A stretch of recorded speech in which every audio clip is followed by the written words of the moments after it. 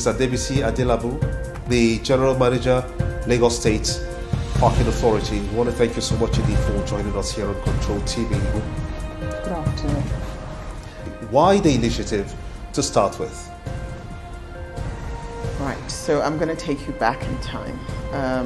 Towards the end of Governor Fashola's tenure, he realized there was a need to restructure parking in Lagos. To cut the long story short, successive administration, we're here now, and parking has become a major problem, even greater than it was in 2015. Governor Sanwo-Olu, using the theme's agenda, transport being the first pillar, decided that to tackle the traffic gridlock in Lagos holistically, parking is a fundamental part of it.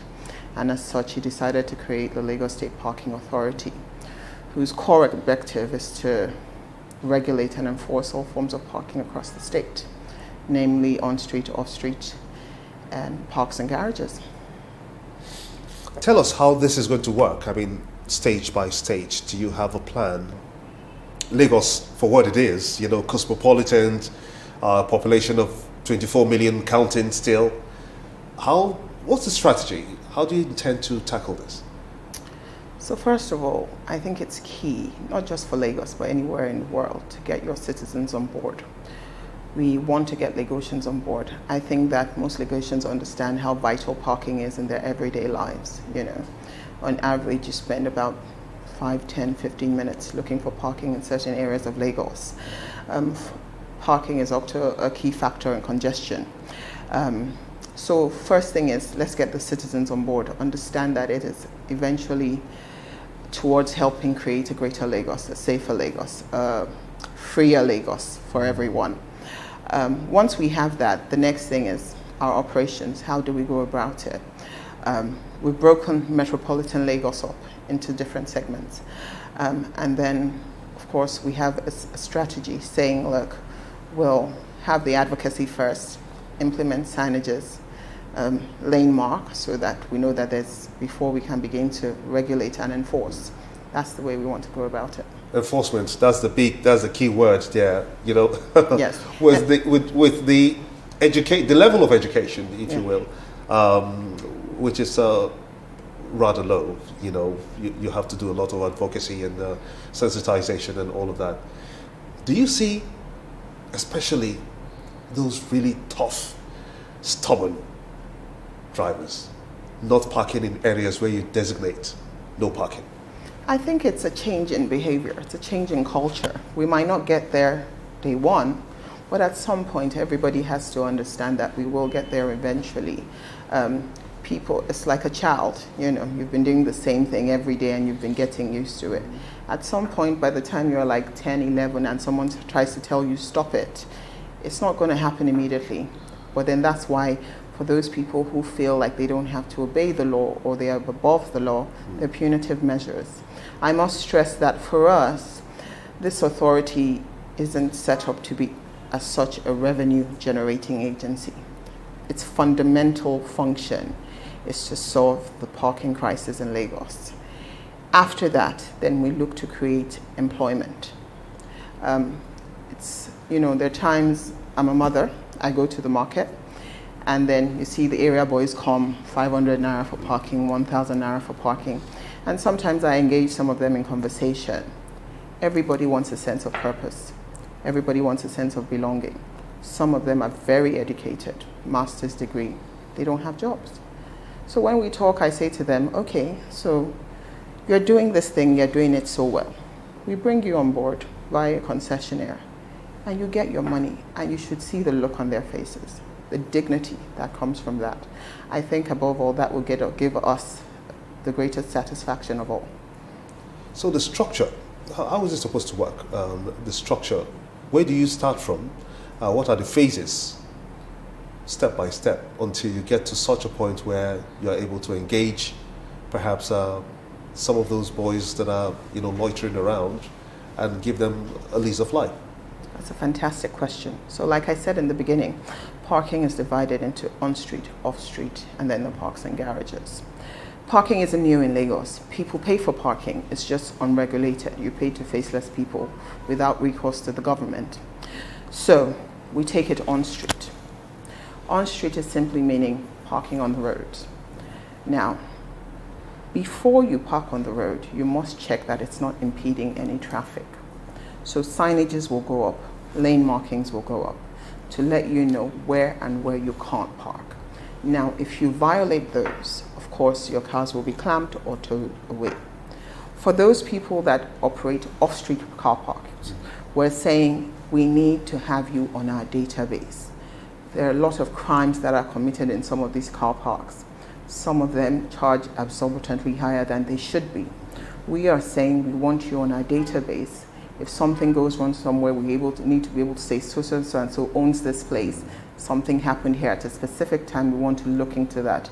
It also means that as a body, we can the laws that have been established via parking policy, we can roll them out easier. So these are the specific size of your bays. This is how, if you have a certain capacity, this is the amount of security we expect you should have there, and so many other operational issues that should come with that.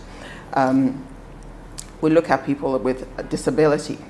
Right now, there's no provision for them, Ideally, it should be up to about 20% of the parking space in Lagos should be for disabled and emergency services.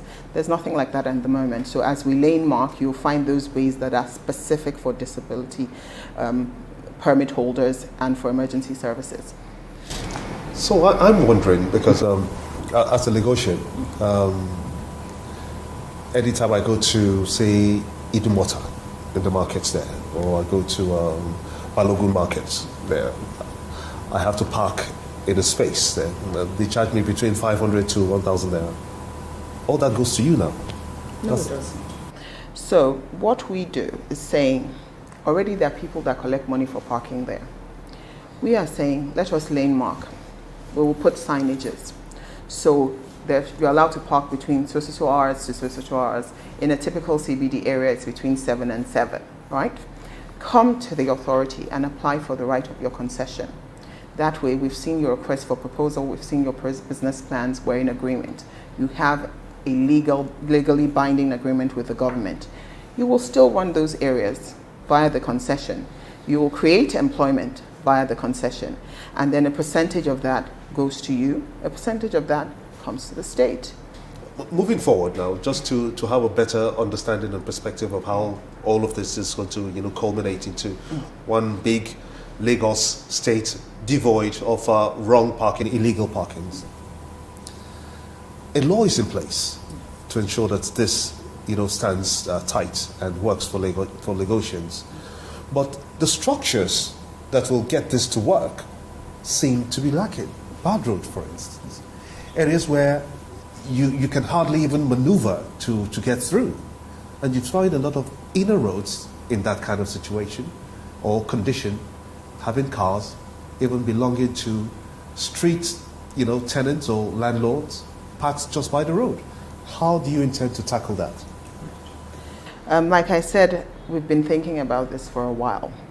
Part of the reason why we're not implementing on-street parking street-wide is because of what we've said.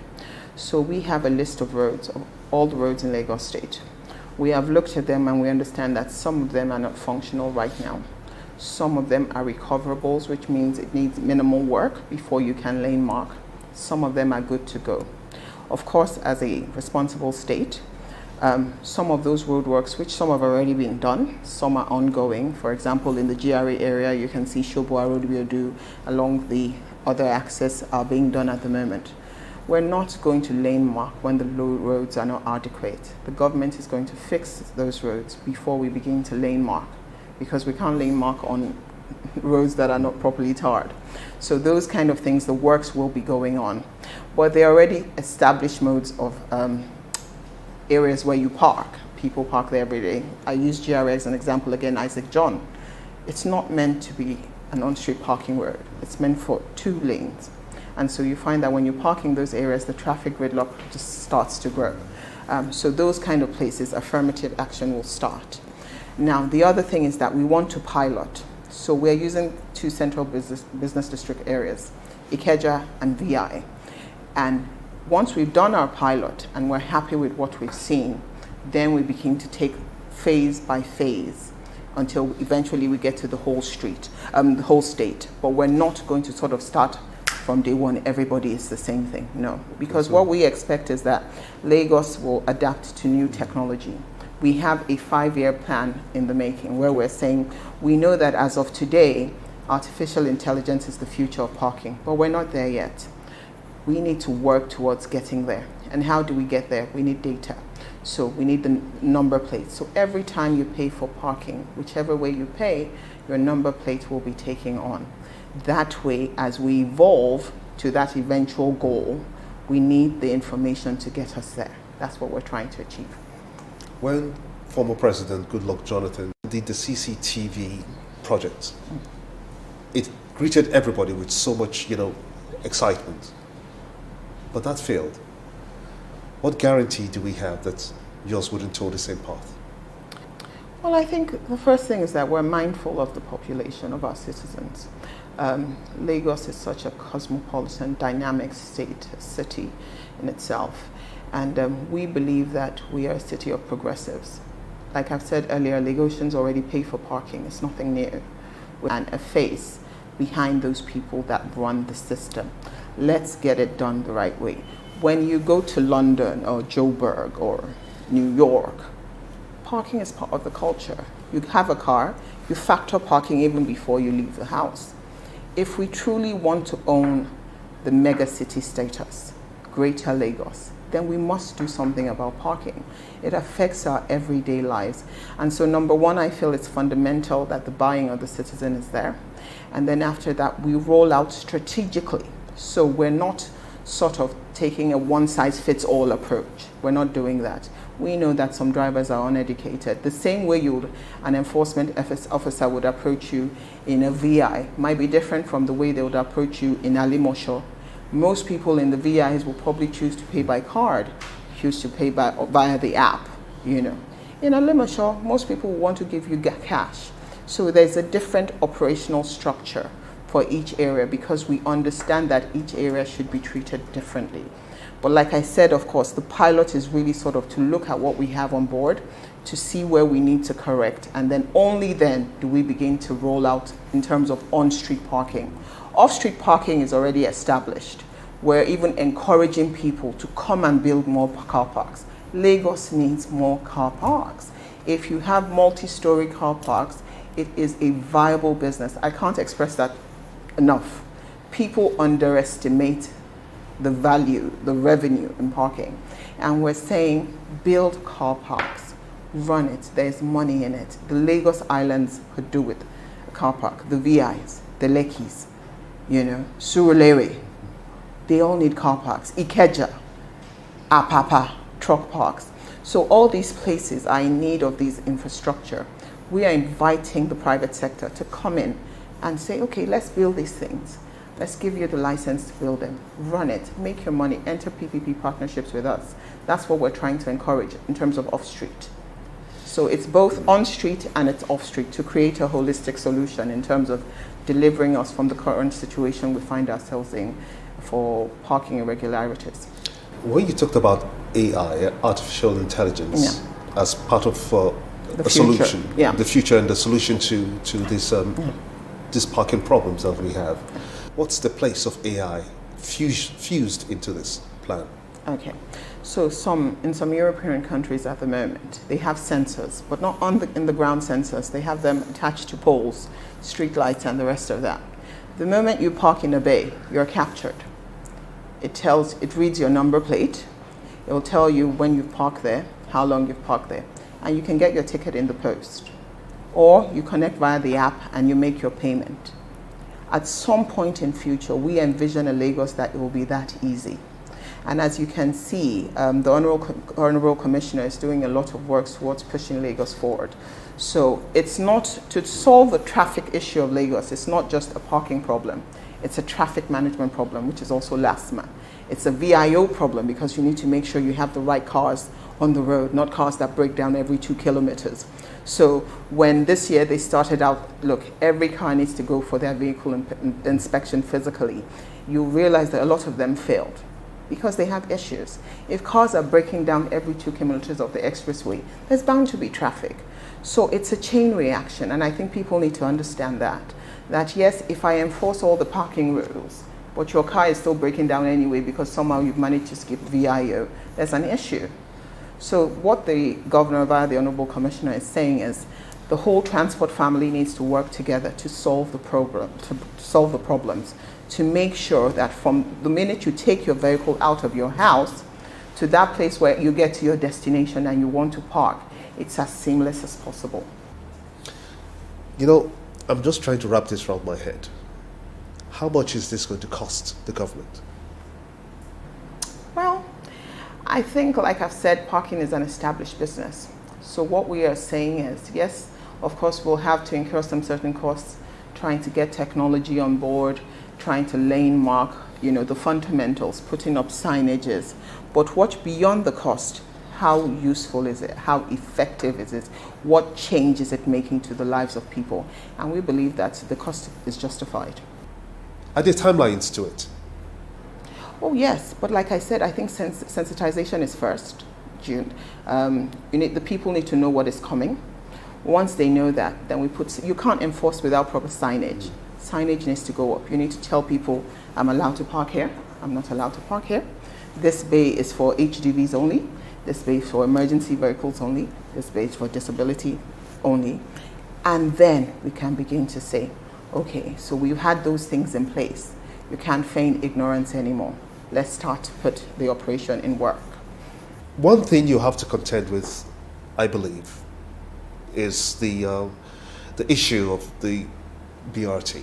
You know how difficult it is. You still see people drive along the BRT despite it being illegal for them to do so. If that didn't succeed, how then can you say of yours? Look, I say to people, unless there is a life or death situation, somebody's having a baby, something is, something where if you're stopped by law enforcement, they can understand. I see no reason why you feel you're better than everybody and want to jump traffic. We all get in traffic. It's part of it. If you're in New York, will you tell them that you want to go on the bus lanes or wherever else in the world because you're stuck in traffic? We go to other people's countries and we follow the rules. Why is it so hard to follow it in our own country? For me, sometimes it's trying to wrap my head around those issues, and I see no reason why. I warn my drivers, don't do it. If you do it, your salary is gone. Don't do it. And I think the more, if you let people understand that, look, this is it. Some people will somehow always feel they can outsmart the law. That is why you have the enforcement, and that is why they pay those fines. And once you've made an example of 1 or 2 or 3 people who feel they're above the law, I'm sure other people will see that an example. But majority of people are law avoiding. Majority of Lagosians don't use BRT, even when they have the opportunity to do so. You'll find that they don't. It's just unfortunate that in any society you will have rule breakers, and it's those rule breakers that the law has to contend with. You will still find people, even 10 years from now, the same way with the BRT, that will feel that, well, they can just quickly park here for 2 minutes and run into a shop and come back out, and they won't get caught. It's inevitable. You'll find that anywhere in the world. It's just not in Lagos. But has the BRT been a success? Absolutely. It has transformed the lives of so many people in terms of getting them from point A to point B. From Ikorodu to CMS before BRT was a nightmare. And we can see that now Ikorodu has opened up, mostly because BRT is there. People know that I can sit on this bus in 25 minutes. I'm at CMS. I can get to work in no time. So we believe that we start from somewhere. It is better to start from somewhere than nowhere. Do we just leave it and say, oh, parking is so terrible, let's just fold our arms and watch? That's not what government is there for. Government is there to make sure that we try and make the lives of citizens easier. And that's what this parking authority has been set up by the governor to do. What are you bringing to the table in terms of access to the lands to build those kinds of parking lots that you're talking about? So if you're an investor, Jimba, and you say to me, I've seen land, I don't know, Lekki 1, you want to build a car park. Is it government land? Is it private land? If it's private land, you want to meet the owners of the land. The amount of inquiries we've had from people that want to build car parks, even in Lagos Island, believe it or not, as congested as it is, Those people that understand the value, the return of the business, will tell you that they have land. Yes, there's a house on it at the moment. They'll take it down. You think that's encourageable? Perhaps so in some areas, because what is the quality of life if you built a house but there's nowhere to park? To get to the house is a nightmare. You spend 6 hours trying to get into your street. What quality of life does that give you? But if somebody who owns his property that is in an area where it is viable to build a car park says, okay, you know what, I've looked at my return on investment as a businessman and I feel like I could build a car park here.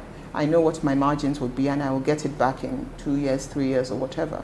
Why should we discourage such? Parking, whether or not you like it, is a fundamental part of everyday life. As long as you have a vehicle, you must find somewhere to park it. And in as much as you must find somewhere to park it, then there needs to be certain standards to be set in relation to how those vehicles are parked. That's why we're here. You'll be dealing with like parking 5 million cars every day. Well, we won't be dealing with it directly, but we'll be making sure that those 5 million cars are parked correctly. Yes. I believe that we're here to solve a problem first. It is finding a solution first. Then we'll look at the monetary terms. Of course, like I've told you before, there are so many different faces involved in parking. You know, the unions collect their own money, which is to do with their garages. Sometimes some of them come out and collect on street.